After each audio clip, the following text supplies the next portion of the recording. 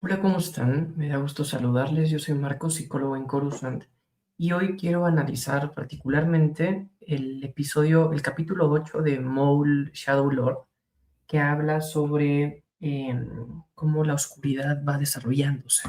El nombre del capítulo es el miedo que acecha. En ese capítulo vemos algo que psicológicamente es muy profundo, porque entramos a la psicología de Maul.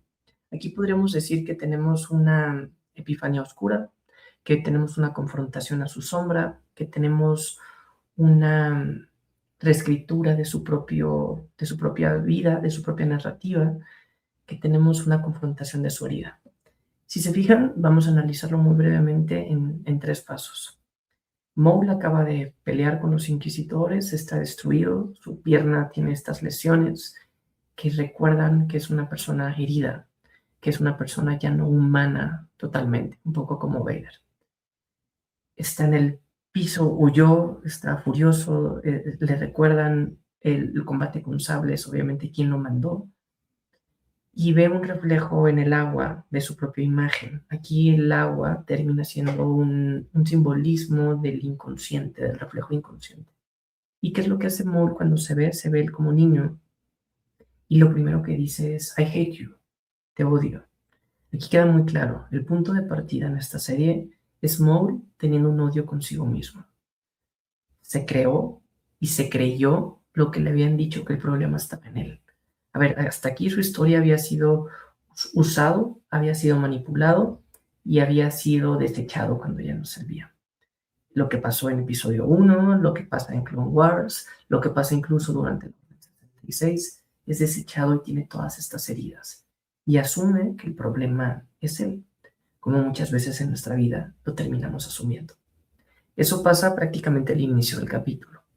Después de unos, no diría únicamente flashbacks, eso es el elemento narrativo de la serie, pero después de un proceso de introspección, de análisis, de descender a su propio abismo para encontrarse con su sombra, lo que vemos como potenciales flashbacks, que él es testigo de parte de su historia.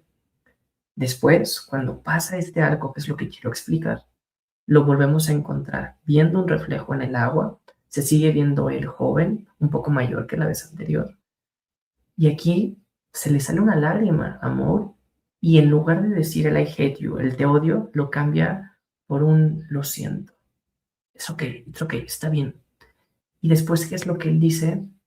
No permitiré que se lo vuelva a hacer alguien más. Aquí Maul ya tiene un propósito. Aquí Maul ya escribió su propia historia, ya tiene su propia narrativa. Y obviamente para nada es un proceso de limpieza, de purificación, de redención. Es un proceso en donde desplaza esta energía, esta ira, este odio que primero tenía hacia sí mismo y ahora lo desplaza a un tercero. Dice antes de eso, ¿no? Toda la culpa la tuvo él, mi familia, mi hermano, mi libertad, mi vida, todo me lo quitaste tú. Y ahí también muchas veces pasa que uno supone que el problema es de alguien más, ¿no? Fue Palpatine quien le hizo eso. Claro que fue Palpatine quien lo detonó, pero fue él el que decidió por sus propias herramientas, por sus pocas herramientas, por su confusión, por su manipulación, pero un externo te va a lastimar, pero de uno va a depender qué grado de importancia le damos a eso. Y sobre todo, qué cuidado, qué contención, qué acompañamiento emocional podemos tener. Aquí vemos que Maul reinterpreta y canaliza su odio. Y vemos aquí un cambio. Empieza el capítulo con un Maul odiándose a sí mismo, con mucho odio. Ese mismo odio lo transfiere a algo más y le da un propósito.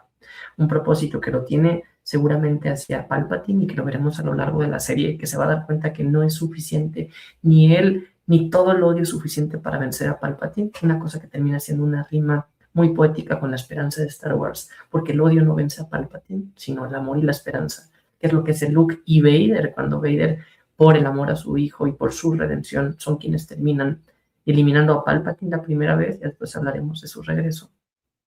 Y ahí seguramente lo que vemos en Rebels analiza el odio de Maul que tenía hacia Palpatine, hacia Kenobi, ¿no? Aquí se desplaza el odio. Primero lo tenía hacia sí mismo, después lo tuvo hacia Palpatine y después lo tendrá hacia Kenobi. Pero bueno, esto a final de cuentas es evolución y desarrollo de un personaje. Aquí lo interesante es qué pasa entre los dos reflejos de agua que tiene Maul, cuando dice te odio a cuando dice lo siento, cuando el odio se hace a sí mismo, cuando el odio se hace a alguien más. Y aquí es bien interesante porque vemos su historia. Vemos cómo él primero identifica como un niño que está con su hermano y es apartado de su realidad. Es sacado de su zona natural, de su núcleo, para irse con Palpatine, ¿no? Aquí es lo que podremos poner como la tentación, el llamado. Podemos ver, así como el viaje del héroe, el viaje de la caída. Está este llamado hacia la aventura, hacia unas promesas falsas, hacia este deseo no de servir ni de ser héroe, sino de realmente enriquecerte hacia ti mismo con el poder y de tus propias pasiones.